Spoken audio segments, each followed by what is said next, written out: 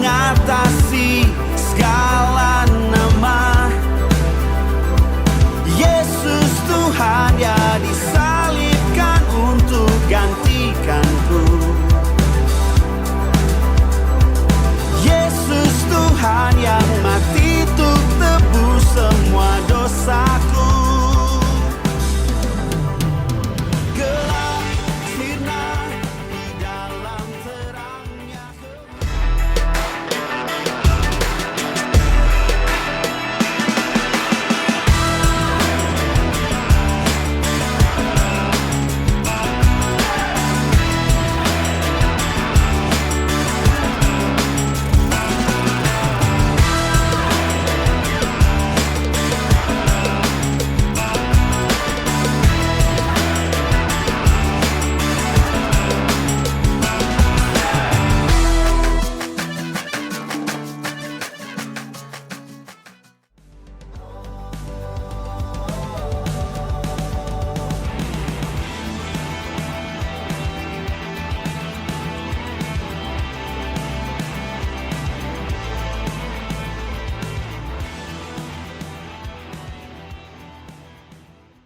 Shalom IFJF Kudus, senang menjumpai semua saudara. Apa kabar saudara? Saya berdoa semua saudara dimanapun saudara berada tetap memiliki semangat dan harapan yang kita letakkan kepada Yesus Kristus. Selamat datang di bulan Mei dan kita ada di tema yang baru, Bounce Back. Ya, kembali bangkit atau kembali dari keterpurukan mungkin, kembali daripada hari-hari yang tidak mudah di mana Anda bangkit kembali, melejit lebih tinggi ke level yang berikutnya, di mana di sana ada hal-hal besar yang saya percaya Tuhan akan berikan kepada kita semuanya. Saudara, dalam hari-hari yang tidak mudah, seakan-akan itu menjatuhkan kita, seakan-akan membuat kita diremukkan, seakan-akan membuat kita nggak mampu lagi karena pandemi yang telah setahun lebih ada di sekitar kita telah berdampak begitu besar secara pribadi, keluarga, pekerjaan saudara, dan itu yang saya bilang tadi itu mungkin sedang menjatuhkanmu, keluargamu, pekerjaanmu, usahamu. Namun percayalah bahwa kekuatan Tuhan cukup bagi kita untuk justru membuat kita bounce back, kembali bangkit. Saudara dikasih oleh Tuhan, kembali melejit lebih tinggi. Saya berdoa di sepanjang bulan ini kita akan banyak belajar tentang bagaimana kita bisa mengalami bangkit kembali. Secara pribadi, keluarga, usaha, pekerjaanmu mengalami kebangkitan kembali. Melejit jauh lebih tinggi. Menjadi orang-orang yang luar biasa, diberkati Tuhan dan terus mengalami terobosan demi terobosan. Mari kita siapkan hati kita untuk kita beribadah secara online dengan sungguh-sungguh. Maka dalam kesempatan ini saya mau menyampaikan bahwa sampai hari ini gereja kita bahkan di sepanjang bulan Mei masih melakukan ibadah secara online, dan saya mau menyampaikan di bulan Juni minggu pertama, doakan kita akan memulai ibadah secara onsite jam 8 pagi. Doakan semua persiapan bisa dilakukan dengan baik, semua volunteer, semua leader bisa siap, dan kita akan sama-sama menikmati hadirat Tuhan di gereja bersama-sama dalam ibadah secara onsite. Mari kita berdoa, Tuhan Engkau berkati akan ibadah online kami, awal sampai selesainya Tuhan memberkatinya, dan biar Tuhan melawat dimanapun kami berada. Dalam nama Yesus kami berdoa bersuka cita. Haleluya, amin. Tuhan berkati semua saudara, selamat beribadah. Shalom. Shalom jemaat IFJF Kudus dimanapun kita semua berada. Biarlah pagi hari ini kita mempunyai iman dan pengharapan hanya kepada Tuhan Yesus Kristus. Amin.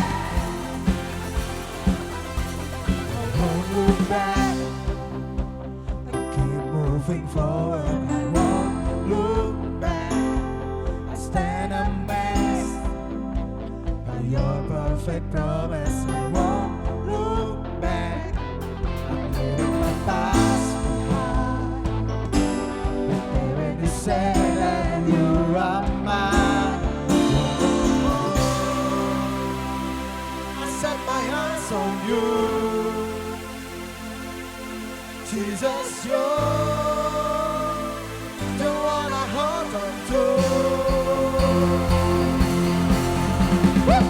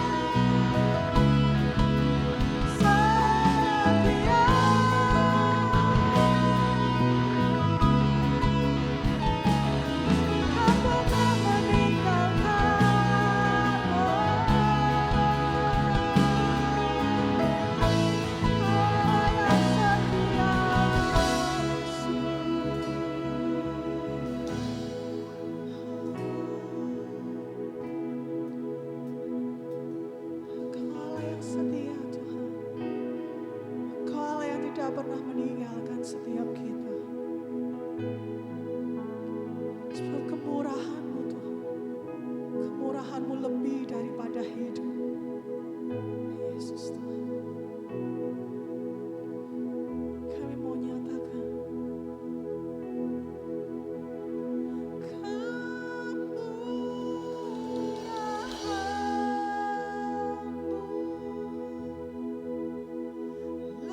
lebih dari hidup, bawa lidahku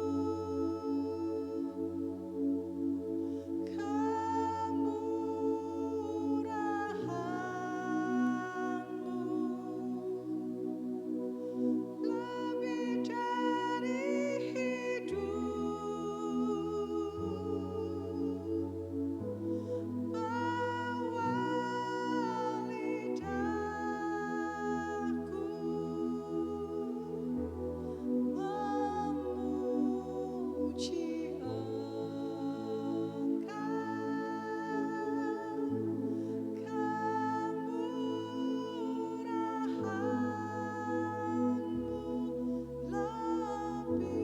lebih dari lebih dari bawa lidahku memuji kemurahan-Mu lebih dari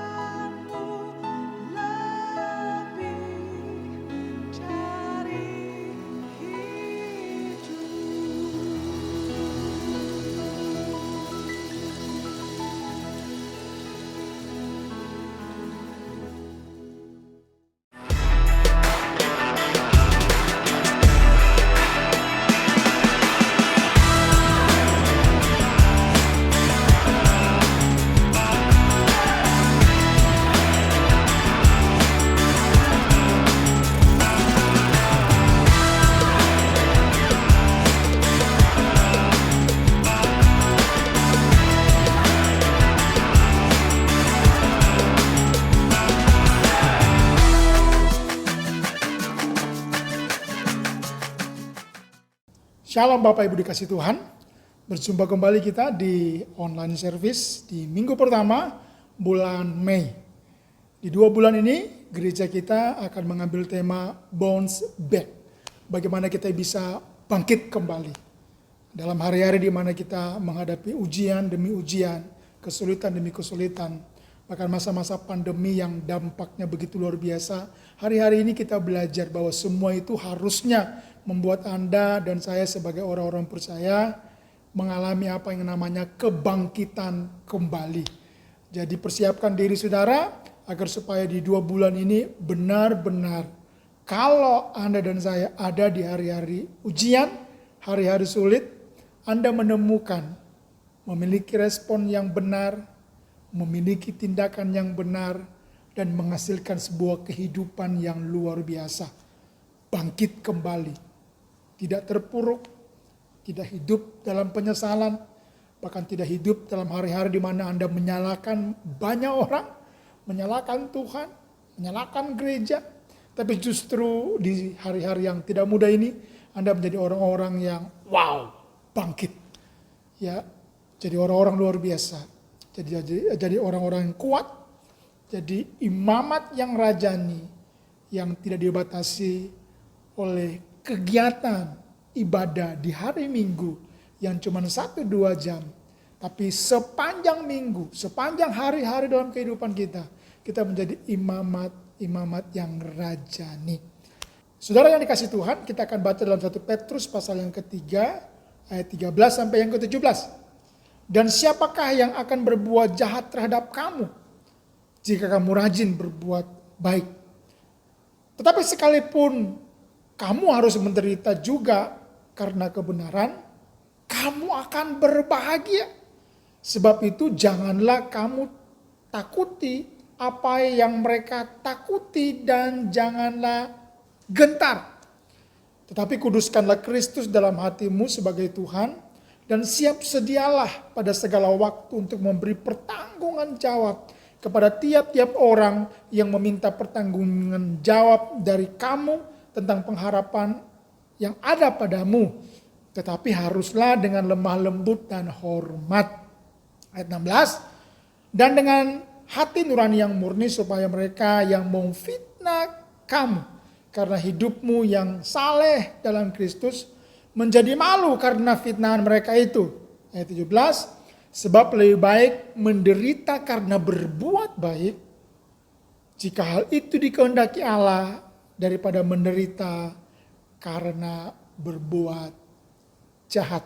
Mari kita berdoa, biar firman Tuhan yang akan kita dengar boleh sungguh-sungguh menginspirasi dan memberkati kita semuanya. Tuhan, Kau berkati pemberitaan firman Tuhan saat ini. Urapi hamba-Mu, urapi kami semuanya. Dalam nama Yesus kami sudah berdoa. Haleluya. Amin. Minggu ini kita akan belajar tentang berbahagialah ketika ujian itu datang. Bahkan pada saat Anda melakukan apa yang benar.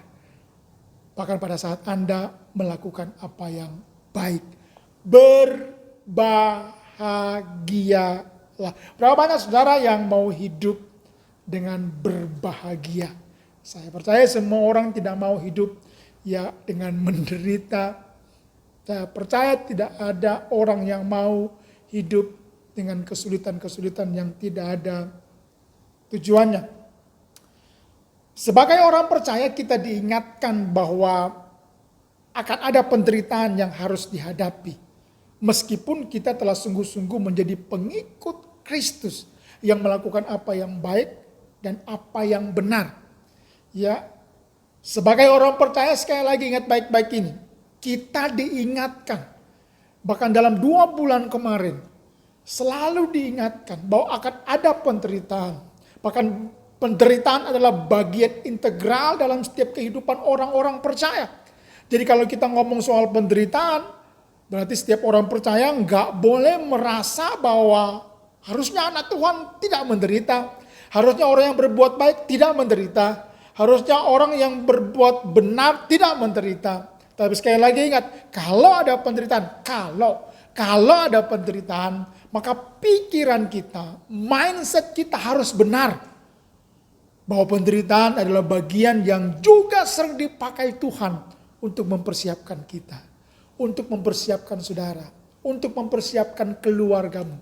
Menjadi kuat, menjadi dewasa, bahkan menjadi tempat yang jauh lebih besar untuk Tuhan mempercayakan hal-hal besar dalam kehidupan saya, dalam kehidupan saudara. Namun ingat, Petrus membagi penderitaan menjadi 2. Ada penderitaan yang karena Anda berbuat baik. Contohnya ketika kita sudah menolong dan membantu orang lain. Tapi justru orang yang kita bantu, orang yang kita tolong, di belakang kita memfitnah kita. Di belakang kita istilah menusuk kita dari belakang. Di belakang kita dia menceritakan apa yang buruk, bahkan menebarkan kebencian tentang kita. Mungkin saudara pernah mengalami menolong orang, menolong keluarga. Tapi yang Anda tolong berterima kasih tidak. Tapi justru menceritakan apa yang buruk di belakang Anda. Ya, Anda dipersekusi. Ya, ditolak. Nggak dianggap saudara, nggak dianggap keluarga. Pada waktu Anda bertobat, pada waktu Anda memilih untuk melakukan apa yang benar, tidak lagi melakukan apa yang jahat, sebagaimana kebiasaan kita mungkin pada waktu yang lalu. biasa terjadi kepada orang-orang yang baru bertobat, baru menerima Yesus sebagai Tuhan dan Juru Selamat. Atau mungkin Anda orang Kristen sekian lama tapi memiliki perbuatan-perbuatan jahat, punya begitu banyak teman yang tahu tentang perbuatanmu. Tapi ketika Anda memilih untuk tidak melakukan lagi, bertobat sungguh-sungguh, teman-temanmu, saudara-saudaramu mungkin akan menghinamu, mempersekusimu, mengejekmu, dan mengatakan bahwa paling kamu akan jatuh lagi dalam dosa yang sama. Ya, padahal Anda telah memilih untuk melakukan apa yang benar. Saudara dikasih Tuhan, Anda mungkin ya dikatakan bodoh ketika diajak seseorang untuk melakukan apa yang jahat, untuk mengambil sesuatu yang bukan menjadi hakmu. Bahkan Anda mungkin diperhadapkan dengan ada orang-orang jahat yang semakin kaya kelihatannya, tapi Anda sepertinya nggak kaya karya. Setelah sekian lama bekerja dan orang mulai bilang bahwa ya, kenapa Anda harus hidup jujur? Kenapa harus hidup benar? Toh kamu lihat teman-temanmu, sahabatmu sudah jadi kaya, sudah jadi terkenal. Padahal Anda tahu mereka menjadi kaya dan terkenal karena melakukan apa yang salah. Anda merasa menderita mungkin dengan hari-hari seperti itu. Tapi Petrus mengatakan kalau Anda menderita dalam kondisi Anda melakukan apa yang baik dan benar, berbahagialah. Nah, kenapa kita perlu berbahagia walau ada situasi yang seperti itu tadi? Kita akan belajar bersama-sama nanti. Namun ada situasi di mana penderitaan yang kedua. Penderitaan yang kedua adalah karena akibat kesalahan Anda sendiri. Saudara, ya menderita karena melakukan apa yang jahat, berbuat dosa, melakukan kesalahan, melanggar hukum. Tentu ada konsekuensi yang harus ditanggung oleh orang yang melakukan apa yang buruk, apa yang salah. Ya, Petrus tadi mengingatkan dan mengajarkan bagaimana kita meresponi pada saat kita mengalami penderitaan. Ya, tentu khususnya kita mengalami penderitaan karena melakukan apa yang benar, melakukan apa yang baik. Saudara dikasih oleh Tuhan. Ya, 1 Petrus 3 ayat 14 tadi sudah kita baca. Tetapi sekalipun kamu harus menderita juga karena kebenaran, kamu akan berbahagia. Lihat samping kiri kananmu, katakan kepada orang-orang yang kau kasih, kalau engkau menderita karena kebenaran, berbahagialah kamu. Berbahagialah kamu. Ya, saya percaya ya bahwa memang sulit bagi kita untuk mengatakan berbahagialah saya sementara Anda sedang menghadapi penderitaan pada saat Anda melakukan apa yang benar. Sepertinya tidak adil apa yang terjadi kepada saudara setelah Anda melakukan apa yang baik dan apa yang benar. Sekali lagi, sulit kita melihat sebuah kebahagiaan ketika Anda sedang mengalami apa yang namanya kesulitan. Tapi firman Tuhan katakan dengan jelas bahwa sewaktu kita melakukan kebenaran atau mempertahankan kebenaran, mempertahankan hal-hal yang baik yang kita sudah lakukan, firman Tuhan mengatakan bahwa justru pada waktu Anda mempertahankan apa yang benar dan apa yang baik, Anda akan mengalami berkat atau kebahagiaan.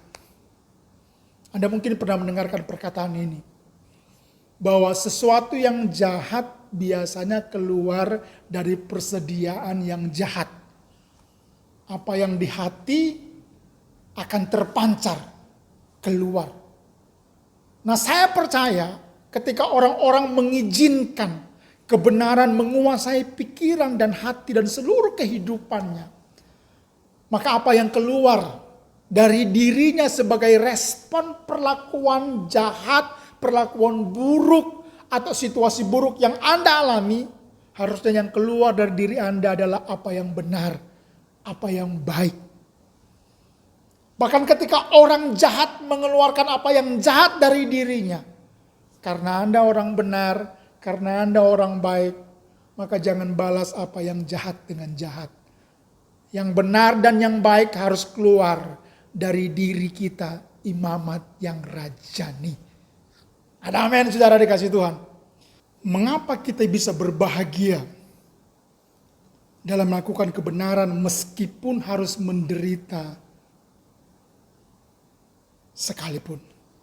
Mengapa kita ya bisa berbahagia atau justru diberkati pada waktu Anda sedang menghadapi penderitaan. Yang pertama, karena pada saat kita sedang menderita oleh karena kebenaran, kita dikenan Tuhan. Alias apa yang sedang terjadi dalam kehidupanmu, ya ada dalam perkenanan Tuhan.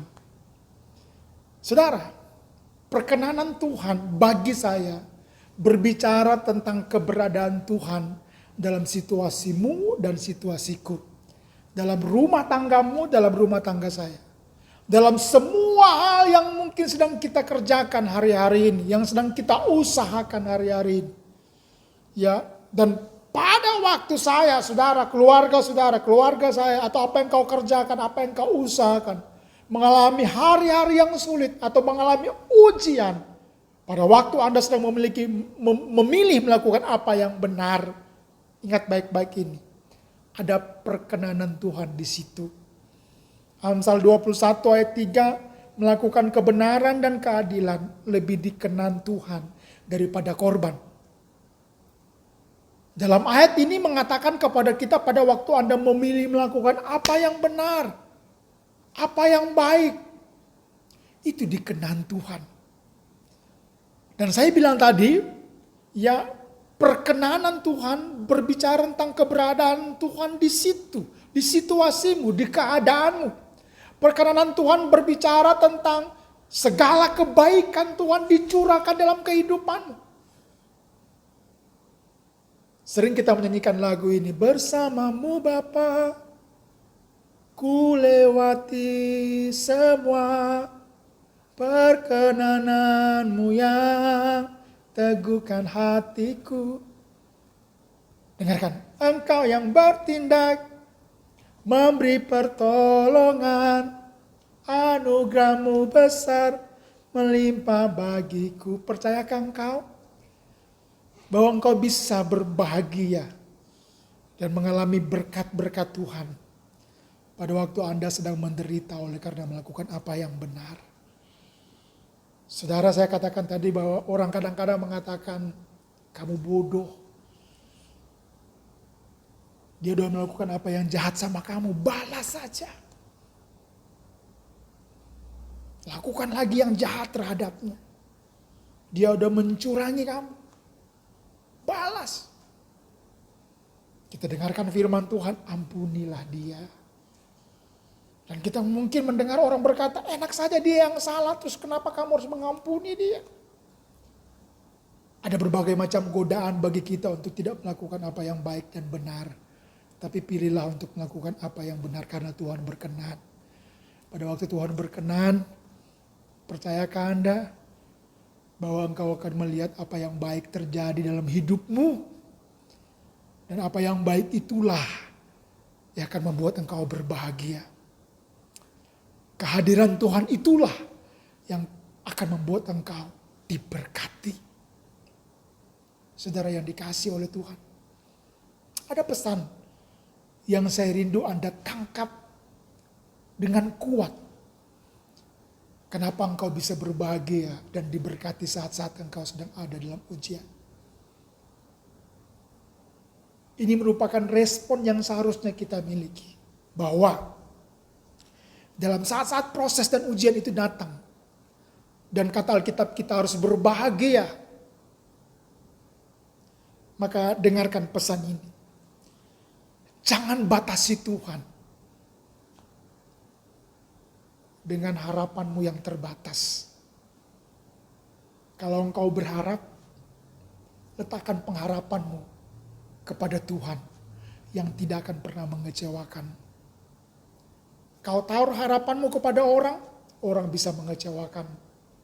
Kau taruh harapanmu kepada pasanganmu, entah suamimu, entah istrimu, dia juga terbatas. Kau taruh harapanmu kepada pekerjaanmu, usahamu, teman-teman kantormu, atasanmu, semua itu terbatas. Oleh karena itu, berharaplah kepada Tuhan pada waktu-waktu ujian kau sedang hadapi. Karena pasti engkau bisa berbahagia dan justru diberkati. Saudara yang dikasihi oleh Tuhan, dalam kita menghadapi situasi-situasi ujian, biar ini harus menjadi jelas dalam kehidupan saudara. Pikiran kita terbatas, pengetahuan saudara terbatas, pengalaman saudara terbatas.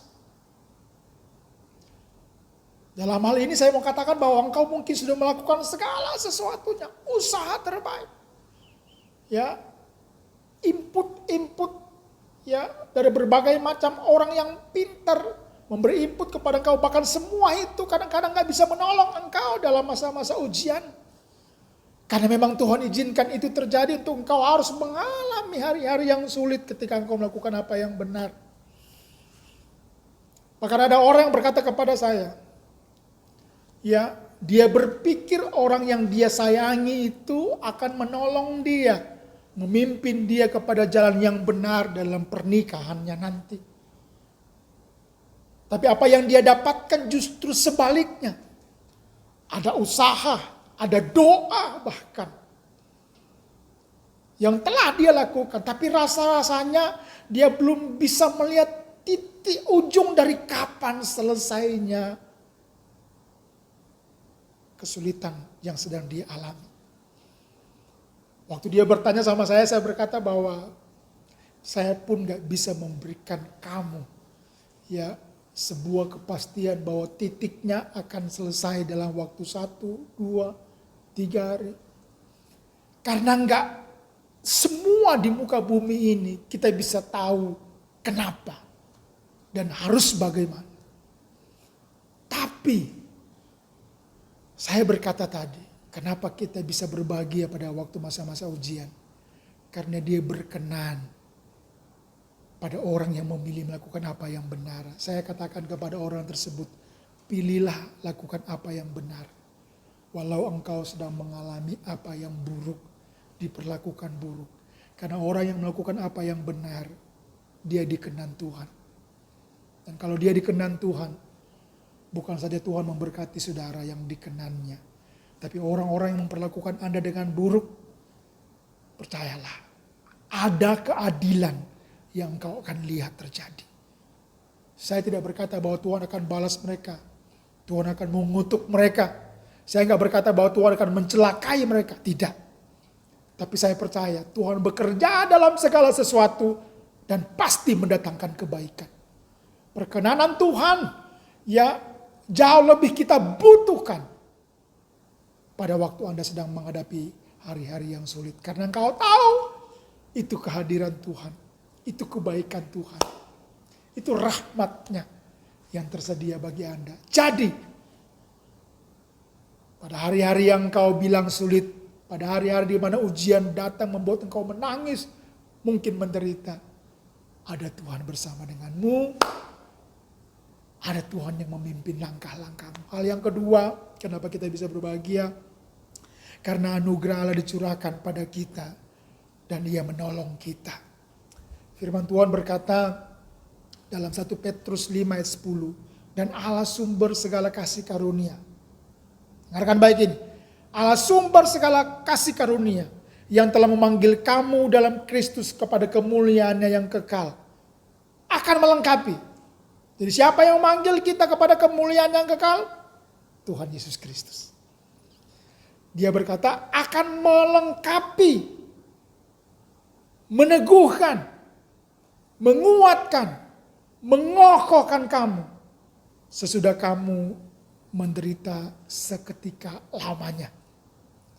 Jadi, kalau saya boleh katakan, pada waktu hari-hari ujian itu datang, saat engkau melakukan apa yang benar, apa yang baik, dengarkan kata firman Tuhan, akan melengkapimu. Itu berbicara tentang sebuah kemampuan yang dimana Anda tahu apa yang Anda bisa putuskan dan apa yang bisa Anda lakukan. Tentu Tuhan melengkapi kita dengan sesuatu yang akan justru memampukan kita menghadapi setiap situasi apapun. Kemudian kata Alkitab meneguhkan kita. Siapa yang meneguhkan kita? Tuhan. Ya, bayangkan Tuhan pencipta alam semesta meneguhkanmu. Wow. Siapakah yang bisa menggoyahkanmu kalau Tuhan yang meneguhkanmu? Gak ada. Kemudian menguatkanmu. Hei, siapa yang akan menjatuhkanmu kalau Tuhan sumber kekuatan memberi engkau kekuatan? Kemudian mengokohkan kamu sesudah kamu menderita seketika lamanya. Jadi apa yang terjadi padamu pada waktu saat-saat hari-hari sulit, hari-hari buruk atau penderitaan sedang terjadi. Dan kemudian apa hasilnya ketika engkau menghadapi semuanya itu, kata Alkitab. Pada waktu itu sedang terjadi, Ia melengkapi kamu. Ia meneguhkanmu, Ia menguatkanmu, dan mengokohkan kamu. Berarti, benar kata Alkitab. Kita akan berbahagia, diberkati. Walau sedang menderita oleh karena kebenaran. Karena toh Dia berkenan kepada saudara. Dan yang kedua, Dia menganugerahkan, mencurahkan kepada kita, ya mengokohkan kita dengan apa yang Tuhan sediakan buat kita semuanya. Ya, penderitaan harus dipandang sebagai kesempatan untuk menerima berkat spiritual. Dan bukan alasan untuk mengkompromikan iman di dalam dunia yang kejam. Percayakah Anda bahwa penderitaan itu justru ya adalah saat dan kesempatan di mana kita bisa menerima berkat-berkat ya rohani yang mengokohkanmu, menguatkanmu, meneguhkanmu, melengkapi. Oleh karena itu hal yang terakhir yang saya mau sampaikan kepada saudara. Mengapa kita menderita? Padahal kita telah melakukan apa yang benar, tidak melakukan apa yang salah. Ya, mengapa orang yang baik bisa kena masalah? Karena banyak orang sering bertanya, ya, mengapa hal-hal buruk terjadi kepada orang-orang baik? Harusnya hal-hal buruk terjadi kepada orang yang jahat. Orang menyalahkan Tuhan, meragukan kuasanya. Ketika apa yang buruk terjadi kepada orang benar. Kalau orang benar menderita, ngapain saya harus jadi orang benar? Ngapain saya harus jadi orang baik? Mending jadi orang buruk, orang jahat sekalian. Kayaknya mereka hidupnya enak. Seperti Mazmur 73. Asaf cemburu pada orang-orang fasik, kepada orang-orang jahat. Karena mereka kelihatan sehat, kelihatan gemuk. Sementara dia rasanya menderita. Bahkan dia berkata, percuma aku menjaga hati yang bersih. Namun kita tahu dia mengalami pemulihan ketika dia berjumpa dengan Tuhan dalam hadiratnya. Sehingga dia berkata, sekalipun dagingku dan hatiku habis lenyap, Tuhan itu bagiannya selama-lamanya. Dan justru dia memilih untuk kalau dia hidup, untuk menceritakan segala perbuatan Tuhan. Saudara dikasih oleh Tuhan sekali lagi. Hari ini kita belajar bahwa pada waktu kita sedang menderita oleh karena kebenaran, itu udah kesempatan bagi kita untuk bounce back. Bangkit kembali.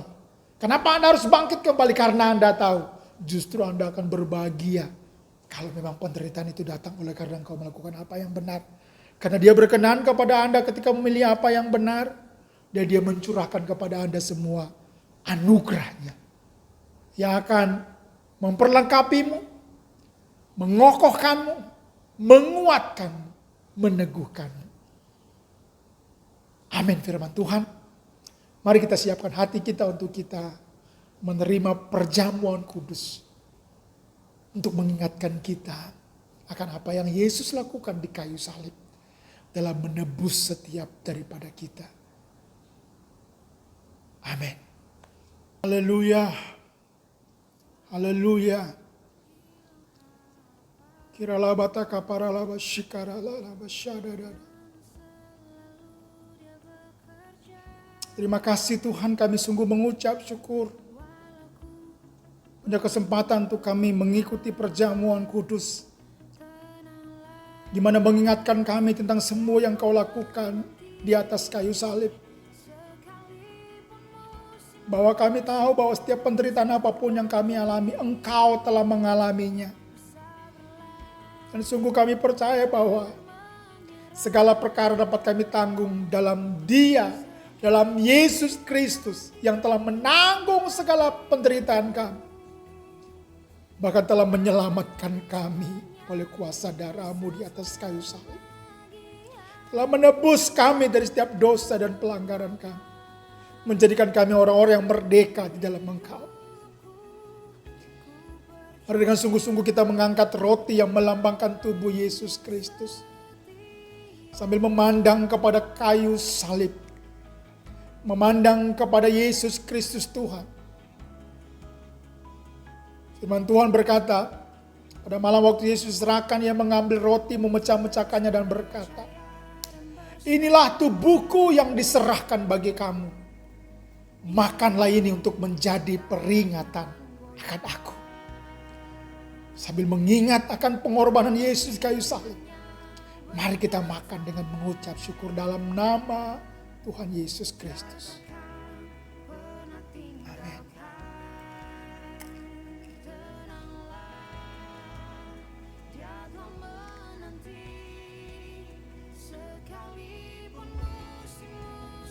Haleluya. Haleluya.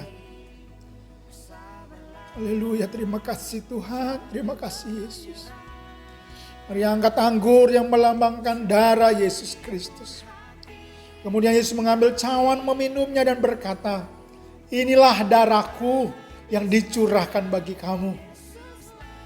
Darah perjanjian antara aku dengan engkau. Darah yang memeteraikan kita sebagai milik Yesus Kristus. Darah yang membeli kita dengan lunas dibayar. Darah yang memproteksi kita.